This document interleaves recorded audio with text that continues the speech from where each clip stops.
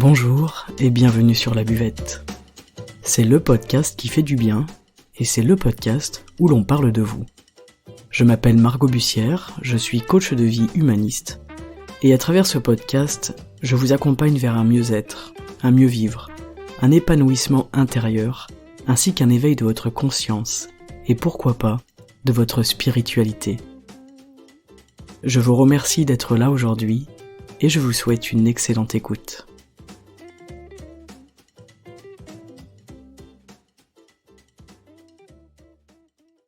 Aujourd'hui, j'avais envie de vous parler de la philosophie que je véhicule à travers cet épisode, notamment qui est quand même principalement basée autour du taoïsme, mais pas que, c'est une philosophie aussi très personnelle. Et je voulais vous en parler assez rapidement. J'ai pas préparé un épisode qui répond à une question, j'ai pas rédigé quelque chose. C'est vraiment du one-to-one. Ça sera comme ça vient.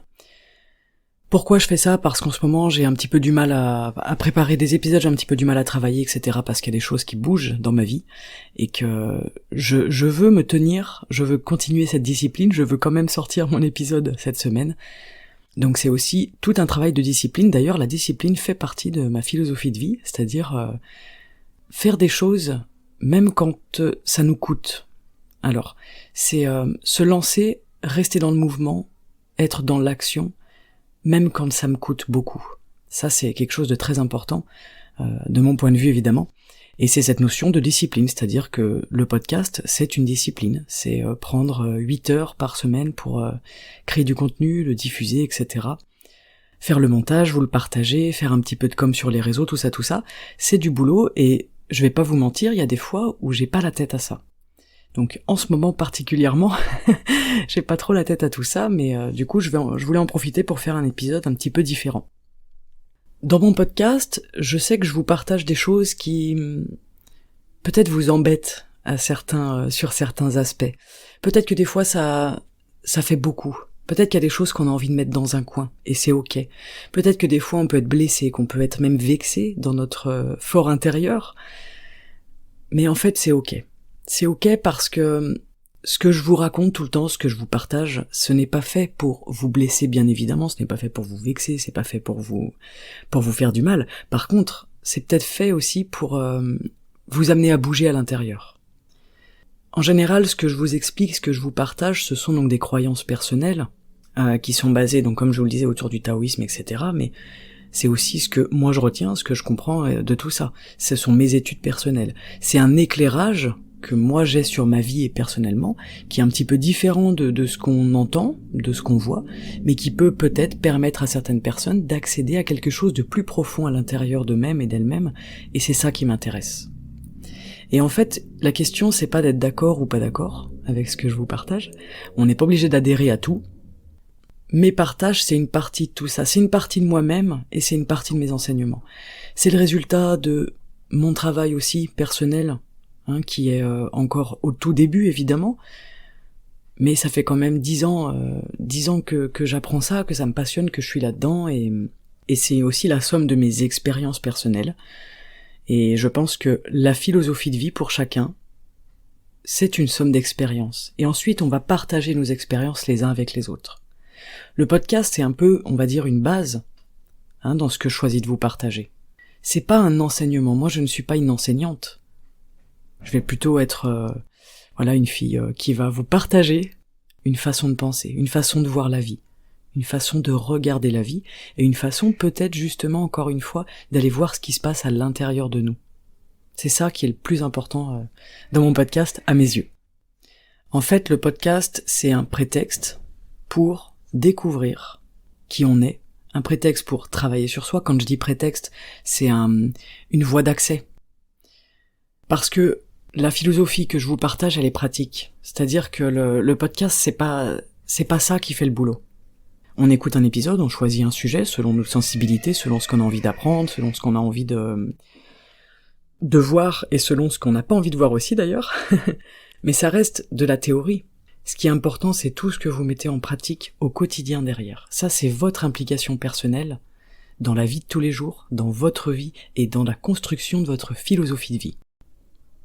À travers ce podcast, je vise aussi d'une certaine manière à vous inviter à vous responsabiliser. Alors, je ne dis pas que vous êtes irresponsable, pas du tout, même si je pense qu'on a tous une part d'irresponsabilité à l'intérieur de nous, et que c'est intéressant d'en avoir conscience et de l'accepter, mais c'est se responsabiliser face à ma vie, face à mes réactions, face à comment est-ce que je vis les choses.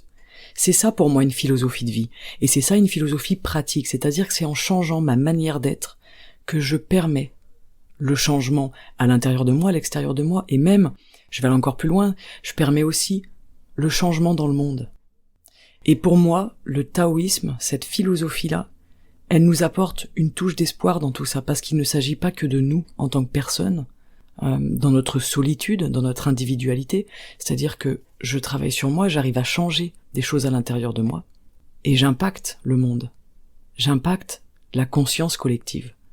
Moi je trouve que c'est une philosophie pleine d'espoir à ce niveau-là. Ce podcast, il nous invite, parce qu'il m'invite moi aussi, parce que je fais le podcast, mais j'en suis aussi, j'en bénéficie aussi, en fait, d'une certaine manière. Il nous invite à utiliser notre cœur, il nous invite à vivre avec notre cœur, il nous invite à soigner nous-mêmes avec notre cœur, mais aussi soigner les autres. On est tous des soignants les uns pour les autres, alors pas dans le sens médical, on n'est pas médecin. On est des soignants de l'intérieur. Et ce podcast, il invite vraiment à vivre avec son cœur, à interagir avec son cœur, à regarder avec son cœur, à être présent avec son cœur, Être capable d'utiliser son cœur, je trouve que c'est magique, mais c'est pas pour autant facile. Quand je vous dis tout ça, de faire les choses avec son cœur, c'est en fait retrouver l'essentiel. Je cherche l'essentiel dans mon individualité, je cherche aussi l'essentiel dans la collectivité. Je trouve que ça rejoint un petit peu la notion de se réapproprier notre pouvoir. Vous savez, c'est quelque chose qu'on voit beaucoup dans le développement personnel, etc. Je me réapproprie mon pouvoir, par exemple, sur ma santé, et du coup sur ma maladie, sur mon bonheur, et du coup sur mes malheurs, entre guillemets, sur ma vie, en fait, sur ma manière de vivre, et du coup sur le monde aussi qui m'entoure, le monde que je construis, que j'ai construit, le monde dans lequel je vis, en tant que personne, donc de manière individuelle, mais le monde dans lequel je vis aussi en tant que globalité. Dans cette philosophie de vie-là, on peut pas rester dans cette individualité, vous l'aurez compris. Et ça, c'est une part de responsabilité. Ma responsabilité en tant qu'individu, c'est de savoir qui je suis, de bosser sur moi, d'évoluer, de changer, de me transformer, de devenir peut-être plus souriant, de devenir plus aimant, de devenir un peu plus heureux, parce que tout ça va avoir aussi une incidence sur l'extérieur et sur la globalité.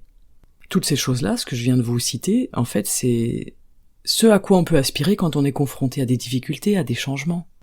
Mais une fois qu'on a opéré cette transformation, ou plutôt une fois que cette transformation a opéré à l'intérieur de nous, on peut plus revenir en arrière, on ne peut plus voir les choses comme on les voyait avant, on ne peut plus voir le monde comme on le voyait avant. En fait, on arrive à créer une nouvelle vision à l'intérieur de nous. Je crois que c'est ça que je veux véhiculer avec ce podcast.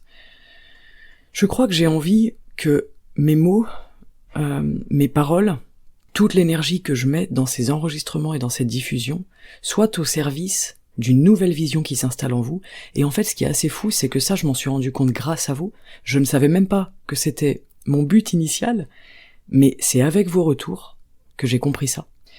J'ai beaucoup de retours sur des personnes qui me disent « il y a des choses qui sont en train de changer. Je vois la vie d'une nouvelle manière. Je vois ma vie d'une nouvelle manière. J'appréhende les choses d'une nouvelle façon. J'arrive à changer mon regard. Il y a des choses qui s'installent. Mais en fait, c'est génial. » Sincèrement, c'est vraiment grâce à vos retours, c'est grâce aux échanges et à la communauté que j'ai compris qu'en fait, c'est ça que je voulais faire à travers ce podcast. Voilà. C'est peut-être aussi parce que initialement, je n'avais pas cette volonté-là, que ça a pu avoir cette incidence-là, et c'est très bien. Le but, c'est pas ce que je veux, là, dans le podcast. Le but, c'est ce qui se passe. Et je trouve ça génial, parce qu'il y a vraiment des choses qui bougent. Je suis très très très contente de partager ça avec vous, de vivre ça avec vous. Ok, je suis la seule qui suis derrière le micro et qui vous parle, certes, mais je ne suis pas la seule qui fait vivre ce podcast. Je ne suis pas la seule qui participe à la survie, à la diffusion et à la vie de ce podcast. Si vous n'étiez pas là pour l'écouter, pour en tirer des choses, pour le faire vivre, il n'aurait aucun intérêt. Je pense toujours, j'essaye de voir les choses en général comme de l'énergie. qu'on envoie, qu'on reçoit, etc., qui se diffusent, qui se partagent. Le podcast, c'est des ondes, mais c'est une énergie. Je vais choisir d'écouter tel ou tel podcast, je mets quand même quelque chose dans mes oreilles, je mets la voix de quelqu'un dans mes oreilles, je mets les mots de quelqu'un dans mes oreilles, et je mets aussi l'énergie de cette personne dans mes oreilles à l'intérieur de moi. C'est hyper intéressant. Du coup, je vous remercie pour ça, parce qu'en fait, le podcast, il vit grâce à vous, et encore une fois, je vous le dis souvent, il n'est pas question de moi, Margot Bussière, dans ce podcast. Il est question de qu'est-ce que j'ai envie aujourd'hui de partager, d'envoyer dans le monde. Mais chacun pourrait faire ça. Chacun pourrait prendre un micro avec une intentionnalité derrière, de véhiculer quelque chose qui lui semble juste, parce que moi, ce que je vous véhicule, ça me semble juste, évidemment, mais chacun a sa justesse, hein, chacun a sa sensibilité, qu'est-ce qui fait sens. Mais pour revenir à ce que je vous disais, je vous disais on peut pas revoir le monde comme on le voyait avant, c'est dans toutes les quêtes spirituelles, dans notre spiritualité en tant qu'individu, quand on avance, on ne peut pas revenir en arrière. C'est quand même assez incroyable. C'est un processus qui, une fois qu'il est mis en route, ne peut pas s'arrêter. Alors on peut le ralentir ce processus, effectivement, mais on ne peut pas le stopper et on ne peut pas revenir en arrière. Et je pense que la spiritualité, elle se développe en même temps que les prises de conscience qu'on a. Parce que, je sais pas si vous avez déjà fait l'expérience, mais une prise de conscience, ça nous apporte de la douleur.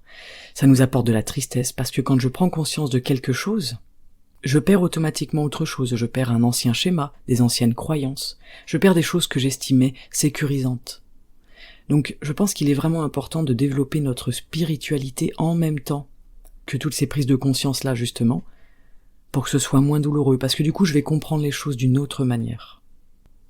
La prise de conscience, c'est quelque chose qui peut augmenter un sentiment de solitude à l'intérieur de nous, qui peut générer un sentiment de souffrance intérieure. Ça, c'est très important d'en avoir conscience, de le savoir, parce qu'on peut se sentir décalé en fait par rapport aux autres personnes.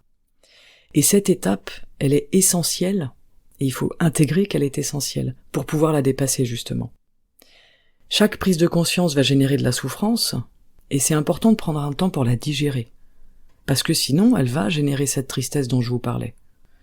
Et en fait, ce sentiment de solitude qu'on peut ressentir quand on a une prise de conscience, il n'est pas forcément réel, parce qu'en fait on n'est pas seul. Dans la prise de conscience, je pense qu'au contraire, on est de moins en moins seul. Je pense qu'on est de plus en plus liés aux autres, qu'on est de plus en plus liés au monde, et on comprend aussi qu'on fonctionne ensemble. C'est ça aussi le but de mon podcast. Pourquoi je fais un podcast ? Pourquoi je fais de la diffusion, pourquoi je fais de la communication pour qu'il soit écouté, c'est parce que je pense qu'on est tous liés et qu'on fonctionne ensemble, et qu'on peut se rassembler aussi autour de ce genre de contenu. Et moi-même, je me sens rassemblé à d'autres personnes en écoutant d'autres contenus, qui ne sont pas les miens évidemment, mais auxquels j'adhère, qui me semblent justes, qui me parlent, et je vais me sentir relié aux 10 000 autres personnes qui vont écouter ce même épisode par exemple. C'est marrant parce que je savais pas de quoi j'allais vous parler là dans cet épisode, mais finalement la prise de conscience c'est assez intéressant comme sujet.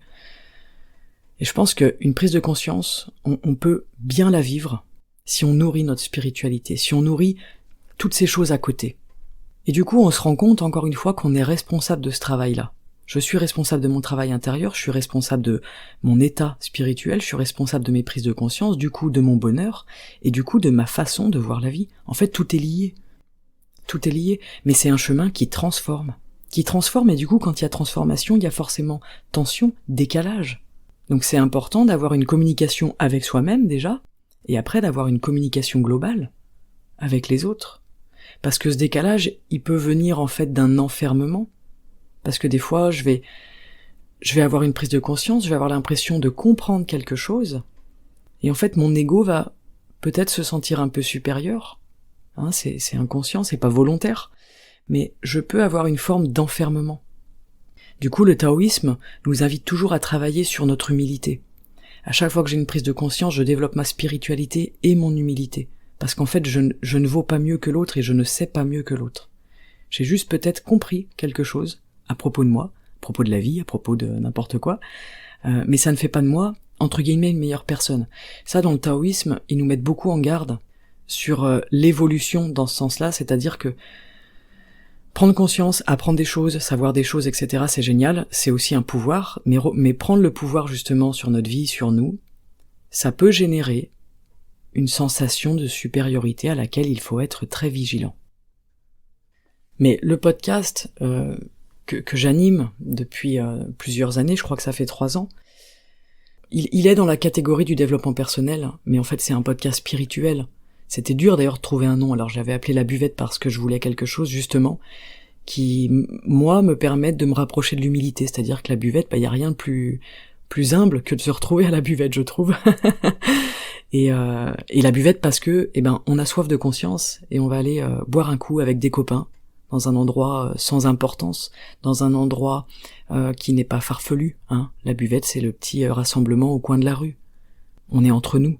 Il n'y a pas de chichi, il n'y a pas de prise de tête. C'est pour ça que j'avais choisi ce nom-là. Mais en fait, c'est un podcast qui nous parle de spiritualité, qui nous invite dans une démarche spirituelle. Et la spiritualité, c'est quoi ? À mon sens, c'est une façon de répondre à nos questionnements intérieurs, à nos questions existentielles. D'où l'importance de pas croire à tout ce qu'on nous raconte, mais de s'approprier ce qui nous convient. Je vous le dis dans chaque épisode, ce sont mes croyances, mais faites vos recherches. Allez voir qu'est-ce qui vous parle, qu'est-ce qui vous parle pas. Le but, c'est pas d'écouter d'écouter un gourou, entre guillemets, nous dire « ça c'est bien, ça c'est pas bien ». Pas du tout. Le but, c'est de s'approprier ce qui me parle, ce qui me convient, parce qu'en fait, chacun vit ses propres questions existentielles de façon différente et de façon unique. Même si finalement, on se rend compte qu'on a presque tous les mêmes questions existentielles, mais on les vit de manière complètement différente. Et le taoïsme, pour moi, c'est une façon d'alimenter ma spiritualité, c'est pour ça que je vous le partage aussi.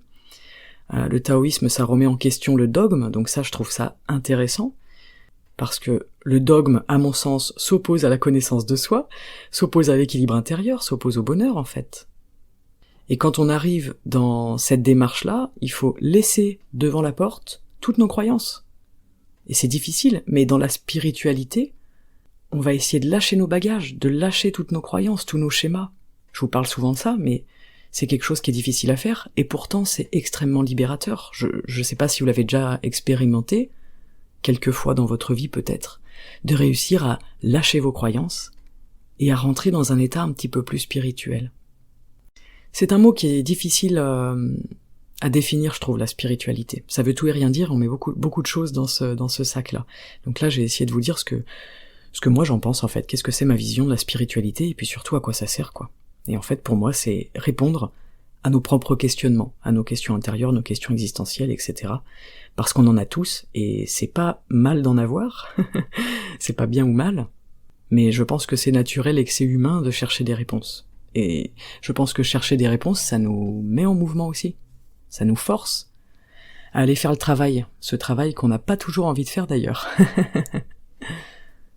Voilà, le podcast, il nous invite aussi à faire preuve de bienveillance envers nous-mêmes, c'est-à-dire, ça veut dire quoi faire preuve de bienveillance ? C'est pareil, on dit ça, mais ça peut être un sac immense où on met tout et n'importe quoi. Faire preuve de bienveillance, pour moi, c'est intégrer qu'il y a des parts d'obscurité à l'intérieur de moi, intégrer tout ce qui est sombre à l'intérieur de moi, parce qu'il y en a, à l'intérieur de chacun d'entre nous. Il y a des parts d'obscurité, il y a une partie sombre. Et je crois que l'enjeu, c'est de réussir à apporter de l'amour sur ces parties-là. Pour moi, c'est ça la bienveillance. Ça veut pas dire que je suis parfait, je suis parfaite et que je peux faire n'importe quoi et que je m'excuse tous mes comportements, c'est pas ça. C'est apprendre à faire preuve de bienveillance envers ce que je n'aime pas forcément à l'intérieur de moi et apporter de l'amour. Mais s'aimer, ça veut pas dire que je justifie les choses pour les continuer. S'aimer, ça veut pas dire justifier un comportement pour continuer à l'avoir. S'aimer, je pense que ça nous permet plutôt de transformer justement nos défauts, ce qu'on peut appeler nos défauts, grâce à l'amour. C'est parce que j'accepte mes défauts, que je les vois, que je les accepte et que je peux les aimer, que je peux les transformer. Mais aimer et accepter, ce sont 2 phases différentes. Je pense qu'accepter, c'est le premier niveau. Je vois les choses, je les accepte, et ensuite, j'apprends à les aimer.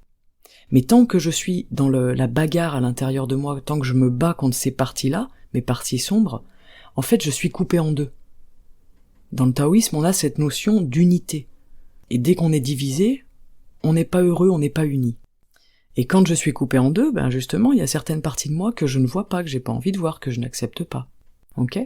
Et à l'inverse, je vais beaucoup les voir chez les autres, et ça aussi c'est intéressant. On peut bosser sur nous en regardant l'autre. Qu'est-ce que je vois chez l'autre, pardon. Et si je vois, entre guillemets, les parties sombres de l'autre, je suis en train de le condamner, entre guillemets, hein. Attention, hein, je sais que personne n'est là en train de condamner consciemment, mais plus je parle de l'autre et de ses parties sombres à lui, en fait, c'est juste une façon de comprendre que moi-même, je ne m'aime pas. Je pense que des enseignements spirituels, on en a chaque jour, toute notre vie, avec des personnes qu'on rencontre, avec des situations qu'on vit, et je pense qu'un enseignement spirituel, ce n'est pas un maître et un disciple. Je pense que c'est un cœur face à un cœur. Je pense que l'esprit de communauté est très important, c'est pour ça que je fais ce podcast en fait, et que j'ai cette communauté, que j'entretiens en tout cas cette communauté sur les réseaux sociaux, notamment sur Instagram, parce que c'est une communauté, j'accepte d'être animatrice entre guillemets de cette communauté, mais les maîtres, c'est tout le monde dans cette communauté. Ça c'est très important pour moi. C'est nous tous les maîtres de cette communauté. Et cette communauté et ce podcast, ce sont des prétextes pour découvrir ce qu'on sait déjà à l'intérieur de nous. Tout ce que je vous partage, vous le savez déjà. Moi, je suis pas là pour vous apprendre des choses, pour vous donner des conseils ou je ne sais quoi.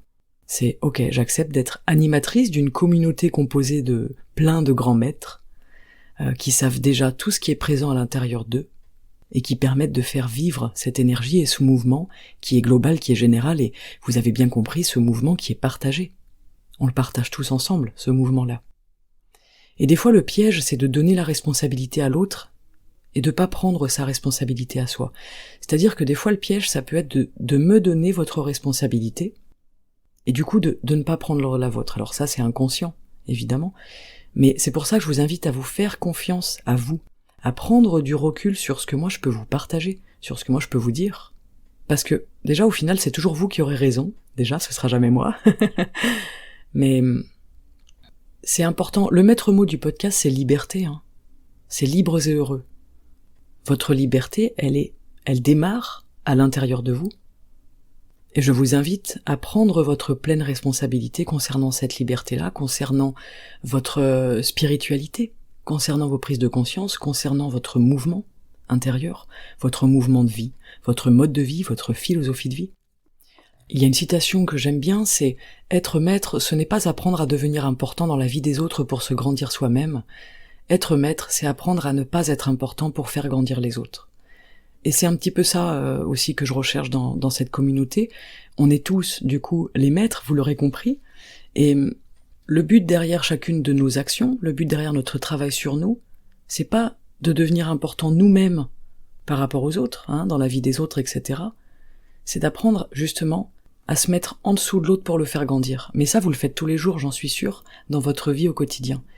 On le fait notamment avec des enfants. Avec des enfants, on a cette capacité de se mettre au service de l'enfant, de se mettre au service de l'autre, et de complètement s'effacer en tant que personne, pour faire grandir l'enfant. Et en fait, on peut avoir ce même mode de fonctionnement avec les gens qui nous entourent, avec nos amis, avec notre conjoint ou notre conjointe, avec notre famille, avec nos collègues de boulot, même avec des personnes qu'on ne connaît pas. Et ça, c'est génial. C'est génial parce que quand je me positionne dans cette configuration, on va dire, d'être au service de l'autre, d'accepter ma petitesse, en fait, j'amène l'autre d'une certaine manière à devenir son propre maître intérieur. Et c'est super. Il n'y a pas de place pour l'idolâtrie là-dedans, puisqu'on est tous absolument au même niveau. D'ailleurs, c'est assez rigolo parce que les grands maîtres taoïstes, ils ont des attitudes un peu bizarres des fois, ils vont faire exprès de décevoir leurs disciples en faisant des bêtises pour casser le mythe, pour éviter la mystification justement, pour que le disciple, il n'idolâtre pas la personne. C'est important de savoir faire le fou, de pas trop se prendre au sérieux et d'être simple. Moi, c'est quelque chose qui est très important pour moi. Des fois, je vous partage des contenus sur Instagram qui sont complètement nazes, mais parce que c'est important. Et c'est un sujet qui revient souvent, notamment dans mon entourage. Sur Instagram, la question de qu'est-ce que tu montres et qu'est-ce que tu montres pas. Et moi, j'aime bien des fois vous montrer des moments de ma vie qui sont absolument loufoques, vous voyez. Mais c'est intéressant, il y avait une citation de Chevreuil Boiteux, c'était un Sioux, qui disait ça, qui disait « Je ne suis pas un ivrogne, mais pas un saint non plus. Un médecin ne doit pas être un saint, il devrait pouvoir descendre aussi bas qu'un pou et monter aussi haut qu'un aigle. Vous devez être Dieu et diable tous les deux. Être un bon médecin veut dire être en plein milieu de la tourmente, et non s'en protéger. Ça veut dire expérimenter la vie dans toutes ses phases. Ça veut dire faire le fou de temps à autre. Ça aussi c'est sacré. Le but c'est pas d'éviter la tourmente, c'est d'arriver à vivre en plein milieu de la tempête. Le but c'est d'expérimenter la vie dans toutes ses phases. Le but c'est d'être capable de faire le foufou de temps en temps. Le but c'est de réussir à pas se prendre trop au sérieux. C'était Julien Green qui nous disait ôtez le péché et vous ôtez l'œuvre. On n'est pas des êtres humains sans péché, on n'est pas des êtres humains parfaits, loin de là. Et on a tous notre part de loufoque, notre part de naze, notre part de bêtises, nos défauts, et c'est très bien en fait, c'est ce qui fait qui on est, et c'est ce qui fait qu'on peut être sur ce chemin de spiritualité, de conscience, etc. Et ça fait pas de nous des gens géniaux et au-dessus des autres, pas du tout. Au contraire, je trouve que ça nous renvoie à notre humilité la plus simple et la plus pure, c'est-à-dire, j'en reviens à la discipline du début, et c'est pour ça que des fois je vous fais des épisodes comme ça, de temps en temps des épisodes où je vous parle vraiment à cœur ouvert, où je vous dis, là j'avais pas envie de faire un podcast. C'est ça la discipline aussi, et c'est ça pour moi la discipline, elle nous permet aussi de travailler sur l'humilité en fait. Bah ouais, je vais vous le dire sincèrement, je vais vous parler avec mes mots.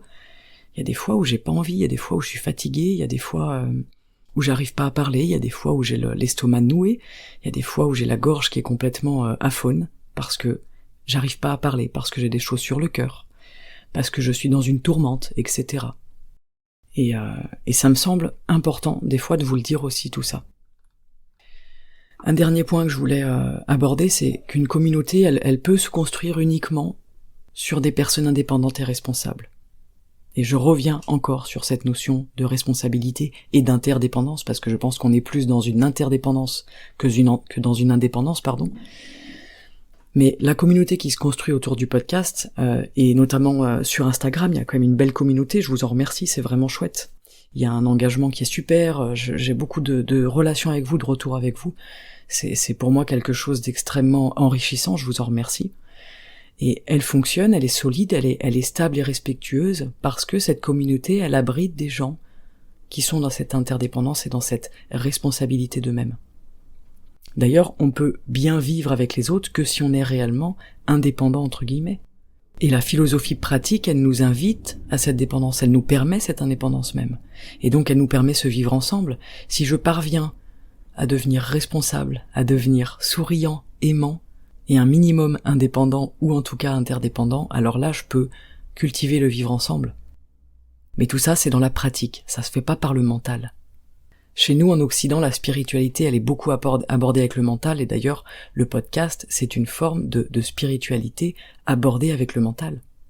Mais, je vais vous dire une phrase, moi, qui m'avait marqué, c'est « penser l'amour n'est pas vivre l'amour, penser l'amour n'est pas expérimenter l'amour », là, c'est la même chose. Penser la spiritualité n'est pas expérimenter la spiritualité. Donc, en ouverture de ce podcast, pour le terminer, je vais vous demander plutôt, comment est-ce que vous expérimentez votre spiritualité? Comment est-ce que vous faites? Une fois que vous avez écouté votre petit épisode, par exemple le samedi matin, qu'est-ce que vous mettez en place? Qu'est-ce que c'est au quotidien votre expérience spirituelle? Qu'est-ce que c'est dans votre vie, votre expérience et votre expérimentation spirituelle? Comment faites-vous pour vivre votre spiritualité? Tout ça, c'est le fruit d'un travail personnel, et il n'y a que vous qui pouvez faire ce boulot-là.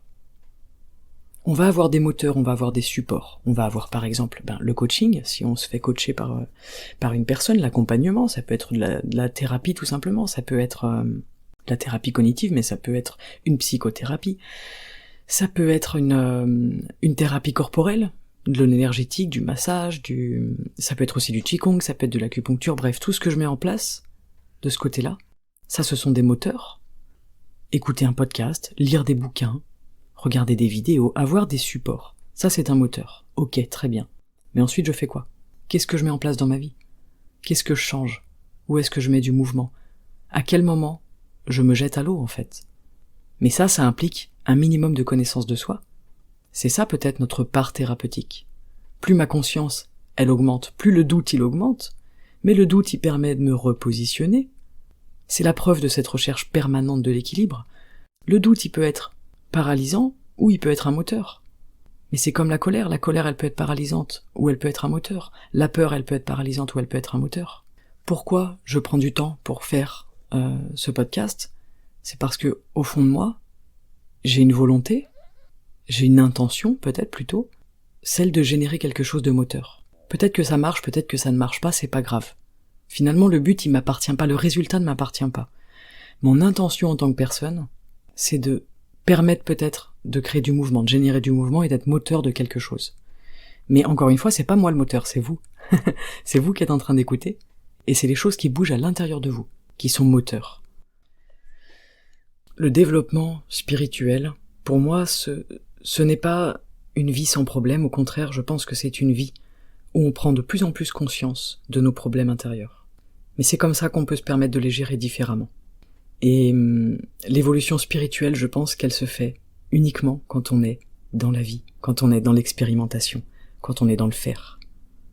Je vous remercie d'avoir pris le temps d'écouter cet épisode, de l'avoir écouté jusqu'au bout. Je vous remercie d'écouter ce podcast, de le soutenir.